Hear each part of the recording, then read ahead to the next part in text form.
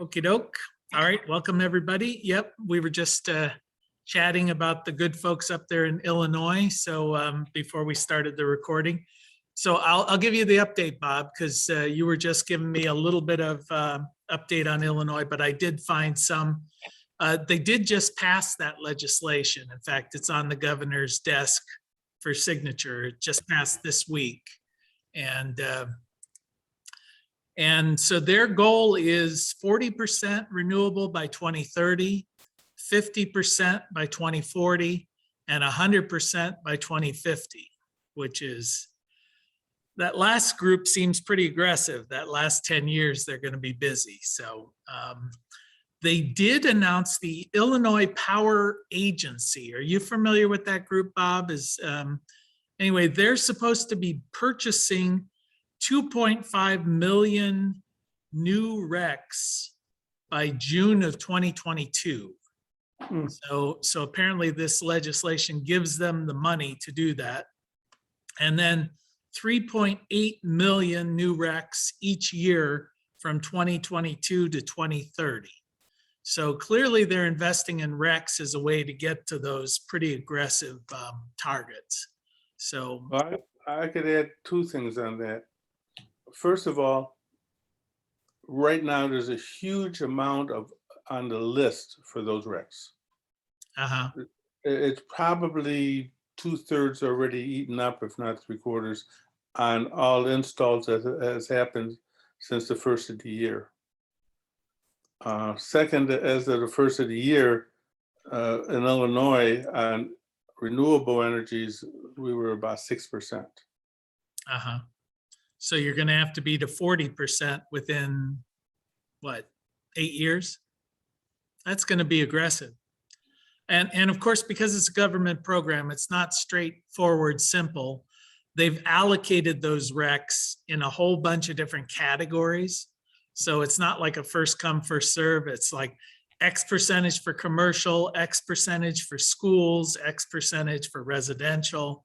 So who knows how that's all going to shake out. But, you know, Illinois politics is known for being efficient and for being competent and honest. So we'll see how that all works. So I'm sorry, you're breaking up. I heard a word that I don't understand. There was some in the other news. Actually, solar prices have gone up for the first time in a good long while. Prices rose 6% quarter to quarter over last year, and it's entirely due to supply chain issues. So the fact that there's more demand than supply, a lot of disruptions in the distribution. So we're seeing a short-term supply chain problems, which is kicking up the price just a little bit. Storage has been the big news for a long time in solar, and storage integrated into solar increased 162% over last year, quarter to quarter. So that's continues to be a huge thing. I was going to mention a little bit about storage here, and that was sort of my subject for the day. I'll get into lithium. New study. Oh, this was something I raised earlier about transmission upgrades in the larger distribution system in the US. And apparently there's a new study that just shows utility scale solar projects have paid 100% of the cost in recent years of transmission upgrades. So it's kind of an interesting situation. I know I touched on this a few weeks ago, but we know that the transportation, which is the long haul distribution of electricity, needs a lot of work. Well, the way that they fund this is they basically say, all right, we have existing power plant customers, so our infrastructure will meet their needs. But if anybody else wants to come onto the grid, you've got to pay the cost of upgrading the system to handle your additional supply. Which the analogy would be that if you wanted to use the highway system, then anybody who decides to buy a car has to pay all of the costs of upgrading the highway, but existing car owners don't pay any of the cost of upgrading the highway. So that's kind of the analogy. Whether that's a fair analogy or not, I don't know, but that's what they throw out there. Is they say, if the transmission system needs to be upgraded because you're adding more capacity to the system, you are expected as the new generator to pay for those costs of upgrading the system. Jay, So, yeah. Why would the analogy be, if you're going to open a new filling station, you have to pay for the on-ramp? Well, except, yeah, it could be. I mean, although then you would say, okay, if that on-ramp adds capacity to the entire system. So then you also have to pay the cost of the entire system upgrade. Whereas those people who already had on-ramps don't pay any of it. And I can see the argument. I can see the arguments both ways. Yeah. You know, there's a rationale saying, okay, you want to add to the system. Well, we were fine till you came to the party. Exactly. So why should I have to pay for it? On the other hand, you say this is a system as a whole, and shouldn't the cost of maintaining and upgrading that system be borne by those who participate in the system? So you could make that argument as well. Because you would assume that there is degradation and need of maintenance and upgrading, whether you added any capacity or not. So then you say, how do you allocate these things fairly? Right. And I don't know. Mhm. I don't know. But this is the argument that's taking place out there in the transmission world, that Mhm. we're finding this is going to be a battle. And we're also seeing that the utilities are allocating more and more of their cost structure to non-generation sources. So they're saying, okay, now we're going to allocate X percentage of our bill to transmission, X percentage to distribution, and a lesser percentage to generation, because they're knowing, I mean, the handwriting's on the wall, they're getting out of that. And they're saying, okay, we still need to be profitable. How do we allocate in a way that will maintain our profitability, whatever that means. And just curious, what kind of, from your example, in real life, when somebody puts out a solar farm or whatever they're putting on additional capacity, what does this additional transmission cost represent? I know it'll vary from place to place, but is it running, stringing lines and getting easements to high capacity transmission lines? Is it plugging into the local grid? I'm just curious in real life, what does this mean? Yeah, the only way, I mean, I don't want to pretend I'm an expert on that, but the only thing I'm aware of is oftentimes they will try and co-locate these facilities adjacent to an existing transmission system or line, which would mean Makes that sense. the costs of tapping into that are minimal. But obviously that it then adds capacity to that system. And so how that, you know, it's more than just running the line from your panels up to the transformer or whatever. I'm sure there are additional costs, but I don't know what percentage of those. And there are also some additional regulations out there that get kind of weird, because a lot of the federal government says, okay, utility, if you have capacity available to you, you have to use the least cost capacity first. So, you know, so they come up with some things to say. Basically what they're trying to get to is, don't be turning off the wind or turning off the solar in order to continue to operate a coal power plant just because it's more difficult to shut it down or whatever. Well, presumably they're trying to minimize the cost to the ratepayers. I mean, I assume that's the objective, isn't it?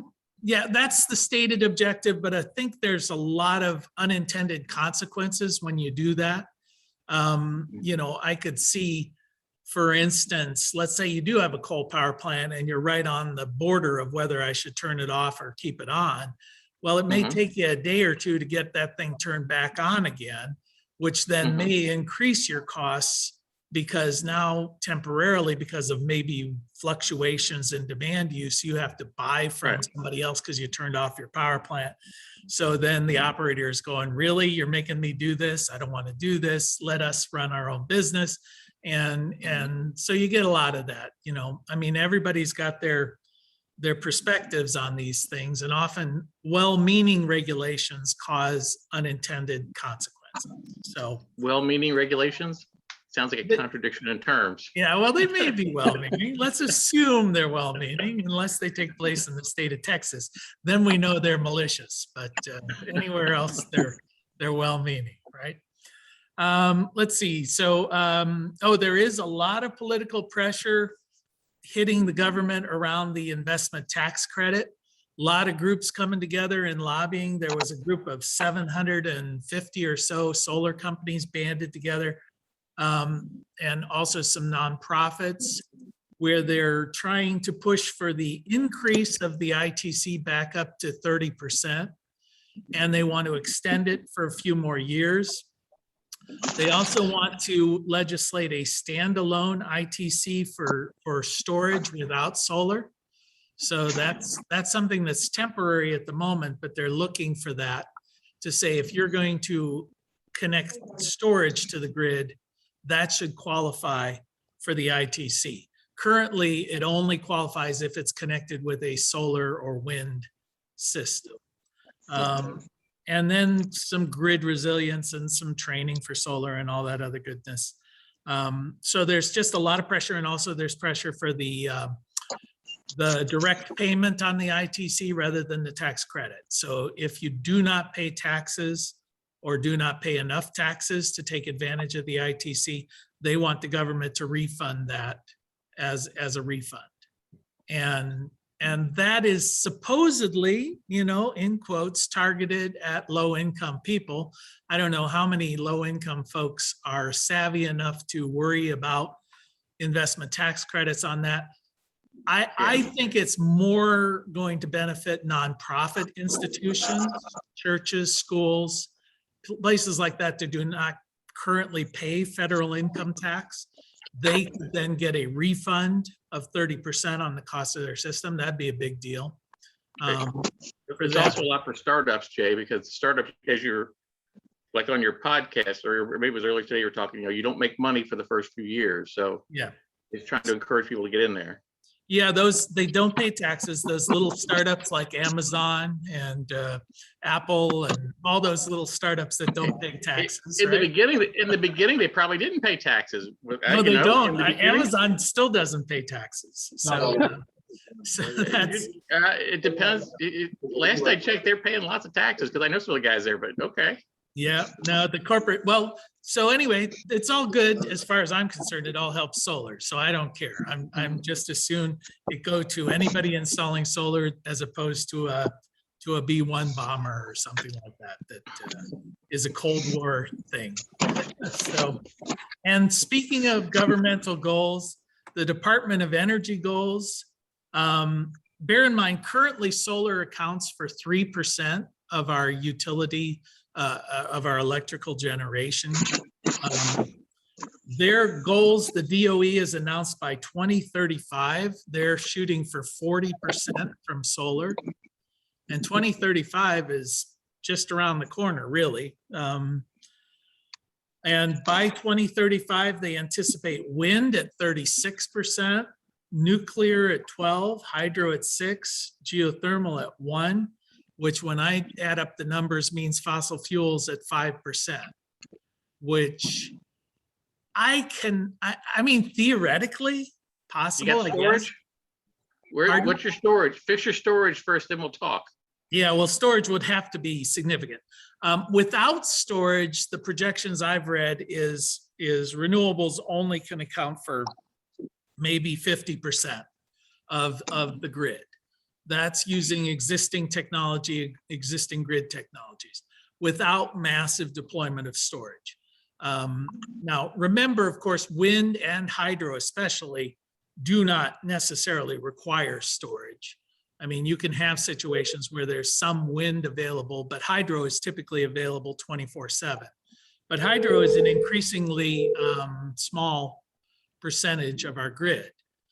It's interesting that 6% of the hydro,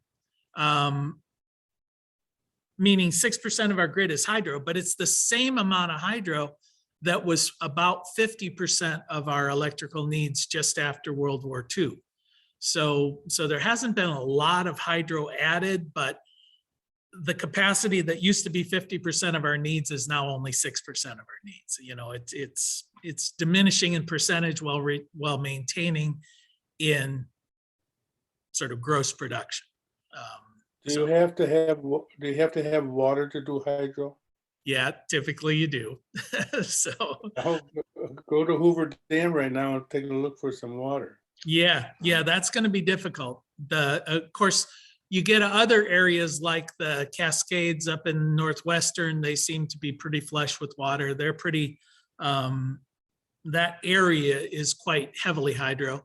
Same in Tennessee Valley. But yeah, the Colorado River basin there, which used to rely quite a lot on hydro, is definitely suffering. So we're, of course, Houston could probably go to hydro this week, right, Bill? So with all your stuff. Okay, so that's, Jay, yeah. Jay, we had a question for hydro. Do they count any of that new experimental stuff? I've been seeing a couple articles about it recently, about where you put in the wave capture out there at sea, and it generates electricity out of the rotation, you know, the tides coming in and out, as well as just their normal waves. Yeah, you know, I know that would qualify as hydro, but from the articles I've read on a lot of those, there are wave technologies, there's tidal. They have some that rely on, you know, fixed anchors with platforms that raise and lower, and that movement is like a piston type action. There's some that the waves come in and compress the air within a fixed cylinder. Norway experiment a lot with these things, with the tides and the waves coming against compressed air. What they usually find is it's such a harsh environment that these plants get mangled and destroyed pretty quickly. You know, you just see the rough weather along any coastal location. It hasn't proven to this point to be cost effective. You know, it certainly works, but there are cheaper ways of dealing with it, including coal, natural gas. Any of those are a lot cheaper than wave technology at the moment. But solar, wind, offshore wind gaining a lot of promise. And of course, wind is just hydro. Wind, air is a liquid. It's just a very thin liquid. So, so I think, you know, we'll see a lot more dependency on wind in those areas that have that wind resource. But solar is really the big gun coming at us, you know, because solar is available, but intermittent. Yeah, Bill. Yeah, at the Offshore Technology Conference, an annual event in Houston, offshore wind is, you know, we have huge potential for building mega offshore projects along the Gulf Coast, and offshore wind is, I would say in the next 10 years, it's going to be rather significant. I might also add that down near Corpus Christi, onshore wind is doing well. You know, the 50 megawatt, I think there was a 50 megawatt, no, it was 150 megawatt onshore wind farm installed recently. I want to make another comment. Gabriel Quadra, who's on this call today, he and I are the teachers for this 20 student solar workshop here in Houston. It was delayed yesterday because of the non-event that we had, but I want to welcome Gabriel, and if he or I, we're gonna Uh-huh. use your coursework, the book you gave the guy at Sunnyside, Jernigan, and we look forward to doing that. And the other question I'm just popped into my mind, you mentioned the 6% of the electricity is from solar, that perhaps doesn't include wind. And it looks like there's going to be huge mandated promotions toward more solar and wind in 10, 15 years. Looks like, you know, it's going to be off the charts, right? In terms of displacing coal and perhaps retirement of nuclear power plants. And I'm very encouraged by that transition. Well, Yeah, I would say, you know, from my perspective, and I've been very high on solar and wind for a long time, but it seems to me in this current political environment, you know, their eyes are getting a little bigger than their stomachs. I don't think these goals are necessarily practical. I think they're good, they're aggressive, and that's great. But to think that you can go from 3% to 40% in 12 years is crazy thinking, you know, at least in my mind. Maybe in 20 years, 25, if we have this meteoric growth, but we're already suffering from supply chain disruptions in pretty much everything. So why would we not think that if you're trying to double capacity year in and year out, which you would have to do so, that we will not suffer from these same disruptive supply chain things that are going to make those goals, well, laudable. I don't think they're really realistic. You know, I think we should keep shooting for them, but let's not all get all bent out of shape when we fall a little bit short. Yeah, Bob? I can tell you that working in corporate America for 25 years, every year we would be called together to make our 3-year plan of sales and marketing and a budget accordingly to that. And I can tell you that we never once succeeded in meeting a 3-year plan. And we were lucky to get 1 to 1.5 years into it. Right. So I can't think beyond a year to 1.5 years with any type of accuracy.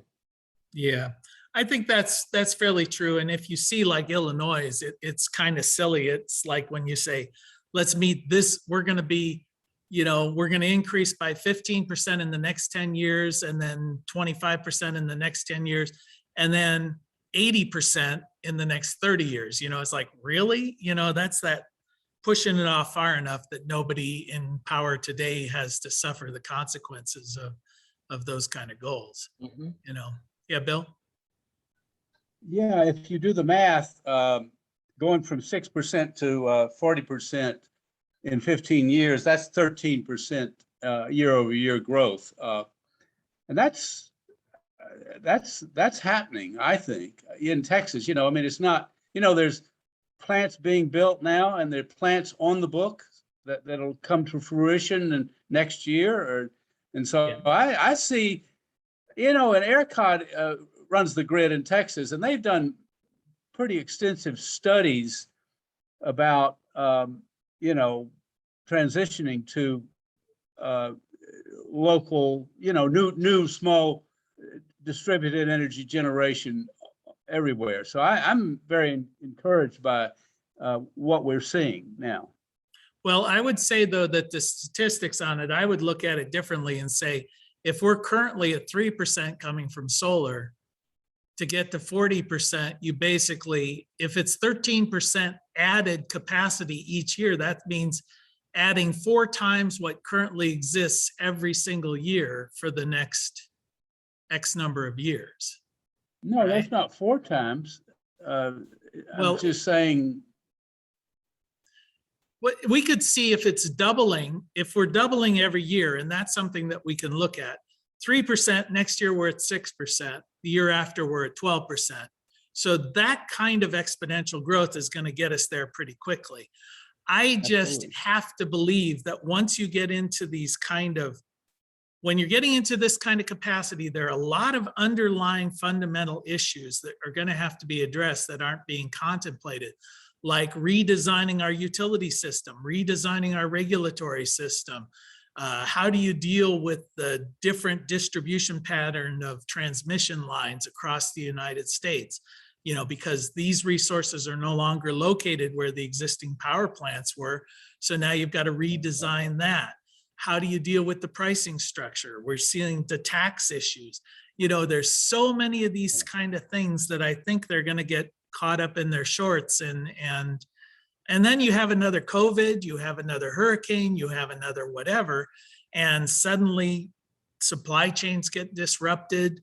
Metals, you can't get the metal for the racking systems, you can't get, Yeah. you know, whatever. So I think Yeah. that the goals are great, I think, but you know, for a long time, people have been poo-pooing the fact that solar would grow as quickly as it has. Now I think they're jumping to the other side and going, it's going to grow more quickly than is realistically possible, you know. And Yeah. so I'm being skeptical. I think Don is wearing me down, you know, on all of this. Well, But Jay, if it helps, I was on a webinar, listening to a webinar this morning where was it Bayer and Nestle and the rest of them said that we're going to get to more in line with what your goals you're talking about. They're talking about being net carbon negative or zero or whatever by 2035. yeah, Which is a very ambitious goal, as you might imagine. I think some of that is going to be possible for sure, you know, in certain sectors. And of course, if the corporations jump all on board and start putting these at their own facilities, then you don't have that same infrastructure issue. You know, but when you're talking about wind is very utility centric, you know, so you've got the transmission lines and the like. Who knows? I mean, things happen. You could see how quickly we transition from lined, you know, wired telephones to a wireless telephone network. But I would say that happened over a 30-year period, not over a 13-year period. And this is every bit as much of a transition. Yeah, Bob? There's this thing called Mother Nature. and she's pretty pissed off nowadays. So how much carbon emissions is there in a forest fire? You know, those are not a very simple thing to answer, because there will be some people who will argue that, of course, if the wood is dead, then decomposition and fire is going to result in the same kind of carbon loss, just over a different time frame, you know, into the atmosphere.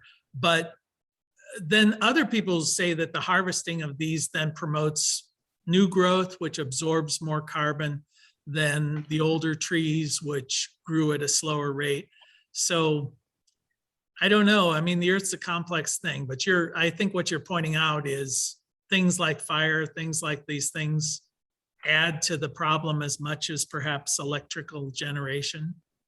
Is that? Well, I'm saying that the natural event of where we're at, as far as global warming is concerned, has already set off drought and conditions that's going to possibly, I don't have the stats on it, that's why I use the word possibly, put a heck of a lot of carbon emissions up in the air, equal to what we're doing right now anyway. So yeah. It's a negative regress that could occur. Well, I think that's some of the thinking behind these very aggressive goals, is they say, listen, you know, this is a crisis mindset. We have to deal with this. We have to move in this direction.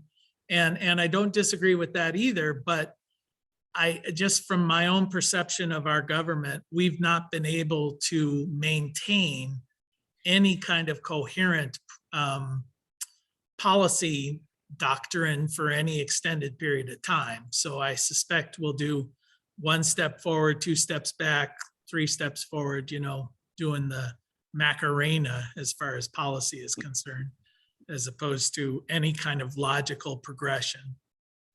Yep. Bill, you had a comment? You're muted. Yeah, I posted in the chat, there's a webinar today on supply chain and solar. Wood McKinsey, it's a group, primarily lawyers, I think, but nevertheless, you know, supply chain is new. This is something we've never, well, we've dealt with, but this is an interruption, not an acceleration or improvement of supply chain. And I look forward. I'm going to listen to the webinar today. It's posted in the chat if anybody else is interested. Okay, yeah, I think as far as one of the things I think we're falling vulnerable to, I remember sitting through my MBA program, listening to them extol the virtues of just-in-time, manufacturing processes. And one of the things that just-in-time requires is that everything works, and I've never seen a system where everything works. So it's kind of, I think we need to get into a management philosophy of what would be the term, redundant pathways or something like that, redundant supply chain, sort of like they used to do in telecommunications. You've got to have many different distribution channels in case one of them is disrupted. You can then redirect through this other one. So I think disruption is probably the new normal in business. I think people need to get used to that. Yeah, Bob? In production, throughput is the guide on getting more and more out of your production area. And the way that I'm taught was to go to bottlenecks and to reduce the bottlenecks and take the bottlenecks out. So we can have this great supply chain, but there's always that one bottleneck that's in that supply chain. And when you eliminate that, then you got the next bottleneck. So the chain is only as good as its weakest link. And that's what you're going to run into on this. It could be a lot of factors, as you said, but bottlenecks are going to occur. Yeah, you wouldn't have imagined that computer chips was going to be the bottleneck in auto production, for example. You might have thought steel, you might have thought, who knows, whatever. But okay, well, anything else on as we're trying to remanufacture our entire economy and the way we do business? Anybody have any other thoughts before I touch on I was going to talk a little bit about lithium batteries. Yeah, Bob? I just want to ask, Don, did you get my email? I did, and I want to talk to you about that because yes, let me give you a call or email you back. I'm trying to, there's lots of models out there. I'm trying to understand what you were looking for different than what's already there. That's kind of my question. Okay, well, I'm so ignorant, I don't even know what's there. Okay, fair enough. Okay. All right, anybody else have anything before I touch on lithium? It may also, feel free to jump in if it prompts something. But it occurred to me when we're talking about this increase in capacity of battery storage from 162%. And then you start adding in the electric vehicle needs and of course electronic devices that are incorporating lithium batteries pretty much in almost anything. So one of the things that's driving that at the moment, give you a sense of the scale of the decline of costs of lithium batteries. They were saying that a battery backup system to supply a typical residential home in 1990 would have, lithium batteries would have cost around $75,000 versus today the cost would be closer to about $2,000 for the same stored capacity. To give you terms of kilowatt hour, 1991, the price for lithium storage was $10,000 per kilowatt hour of capacity. By 2010, it had dropped to $1,200 per kilowatt hour. 2020, down to $110 per kilowatt hour. And then by 2030, they're projecting it down to about $50 per kilowatt hour. So these are pretty dramatic cost reductions. And where are they selling this at? Yeah, well, where are these batteries for sale at? I know, these are wholesale costs, I think. Yeah, I wish I could buy, for $100 per kilowatt hour, but you can definitely get, maybe double that, you'll get your retail cost, I suspect, in that range. Mm-hmm. Okay. So that's going to be, that's huge right there. And you think about like automobiles, the electric vehicles, the cost of the batteries is I think it was 30% of the cost of the car. So if these prices are coming down that dramatically, I saw where, if not already, in a year or two, the cost of electric vehicle will be comparable or less than the cost of a similar internal combustion gas engine vehicle. And, So- and going back to, for example, bottlenecks or supply chain, what you want to call it. I mean, lithium is, it's not real expensive, but isn't it like in Bolivia, Afghanistan, and a couple other places that are probably not the most politically correct places for us to be getting stuff from now? Yeah, actually, traditionally, it's been the ABC countries, the Argentina, Bolivia, and Chile. Those have been the main ones, and that's where there's a huge reserve. Although when I was doing the research here for this, as of 2019, far and away the #1 provider of lithium is Australia. Australia Okay. accounts for 53% of the world's lithium at the moment. Chile is #2 with 21.5%. China, #3 at 9.7%. Argentina, 8.3%. Zimbabwe, #5 with 2.1%. And the United States is #7 with 1.2%. Now, in the US, there's only one major lithium mine, which is located in Nevada. But they claim there are known resources in Nevada, California, North Dakota, and Arkansas. So these are places that are in the process of being developed or hoping to be developed. Although the mining of lithium, traditional mining, has been very, very polluting. It's of concern. Lithium is a salt primarily. So they dissolve this salt in water, pump it to the surface, and then evaporate out the water. So it uses huge amounts of water in the use of this mining. And these are usually in arid locations, like in Bolivia or Argentina or wherever, but it uses a vast amount of the local groundwater. It causes severe environmental disruption. So yeah, if we're going to begin to rely on lithium as a major league supply of our energy needs, we are going to either have to come up with different ways of producing it or suffer the environmental consequences of that change, so we'll have to deal with that. The other thing I wanted to look at, of course, the other knock on lithium is recycling. Traditionally, the recycling of lithium batteries has been marginal, although that appears to be changing, which is good news. I found there's a company called Li-Cycle, like lithium recycle, Li-Cycle. They just completed a $175 million recycling plant in Rochester, New York. They're anticipating that will handle 25 metric kilotons of lithium batteries each year.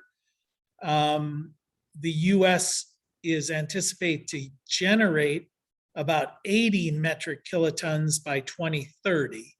So I don't know how much they generate today, but it seems like that one plant would be a substantial amount of what the US generates. But currently, as of 2019, about half of the lithium batteries are recycled. So that's better than I would have thought, but it's nowhere near what lead acid batteries, which is somewhere in the 95 to 98%. They claim that when they go through the recycling process, they do recover about 95% of all of the metals and lithium that's contained within it. Within these batteries. And another development in that vein was Tesla announced they're going to start a recycling program for all of their cars. So any batteries they manufacture, they're claiming they will be recycling those. So the recycling thing seems to be on track, at least to my way of thinking. The mining thing, I don't know, any extraction economy, it tends to be very destructive and disruptive for the people who live in those regions. So I think we can't sit here smug driving our electric cars thinking that we have saved the planet because we're probably causing problems somewhere else for somebody else. So doesn't mean I'm not going to remain smug. I'm good at that, but so any comments on lithium as a thing or battery technology? Why don't we put solar on the roof and charge the car batteries from the solar panels? Yeah, well, that's what I do at home right now. That's something that, I think the more distributed we can get, the better. We're finding ways of doing better and better, but I think we ought to not think that the problem is solved. It causes problems elsewhere that we're going to have to continue to address. We talk about transitioning from a fossil fuel engine to a battery engine. All right, now we're beginning to see that causes environmental issues during the mining of lithium. So how do we begin to address those issues? And it's, I think it's a constant battle. But I think overall we're going in the right direction on all of this. At least to my mind, it's all encouraging. Better certainly than doing nothing. And what are the leading competitors for lithium? Well, that's at the moment, nobody's serious, although there's saltwater batteries. Saltwater batteries is a technology that is promising, but relatively expensive. That uses, I think it's manganese sulfate, if I remember right, which is something very common in ocean salts. Are those relatively stationary too, like lead acid? I mean, isn't part of lithium the idea you can, even though they're heavy, they're not as heavy as cobalt or whatever the other, the old iron ones or the lead acid or anything else? Yeah, the saltwater batteries, at least in their current iteration, are quite heavy. They would be a stationary capacity thing. Yeah, what you're getting at is energy density. You need something relatively small, relatively light. Yes. But also like gasoline, but for a battery. Yeah. Nuclear fusion. So who knows? We'll come up with something else there, but I don't know. At the moment, we've always talked about lithium as being a transition technology. What do they call it? It's not really, there's a term for it, but anyway, moving us from one technology to what will be the next big thing. And lithium has always been argued that that's that gateway or that transition technology. But I don't see an heir apparent at the moment. Whereas with solar, I do see perovskite as an heir apparent for silicon. I just think it has some really inherent advantages if we can get past some of the instability issues and the lead issues, things like that. But those seem to be relatively minor. Battery technology, I like to always say we're in the floppy disk age of solar. Well, with batteries, I don't know, we're in the abacus age of batteries. We're really just getting started. So there's a lot of work there that we need to hit on. So, all right. Anybody else have any other comments before we call it a session? Yeah, Bill.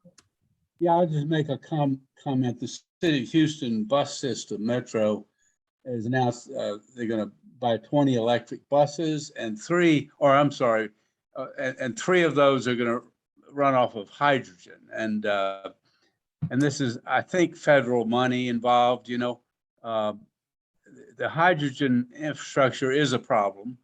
Yeah. But other states have addressed it earlier on. So we look forward to seeing that. They considered the Proterra electric bus 2 or 3 years ago, and it failed the heat test. That is, they put it in a heated chamber, and the air conditioning couldn't keep up with the cooling demand, and so they rejected it at the time. But perhaps they've overcome that now. I don't know, but it's the bus system transitioned to hydraulic regenerative braking because of the start and stop nature of the bus lines.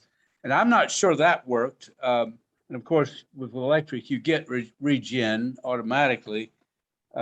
So, you know, as usual, it offers potential as reducing the operating costs, you know, the dollars per mile.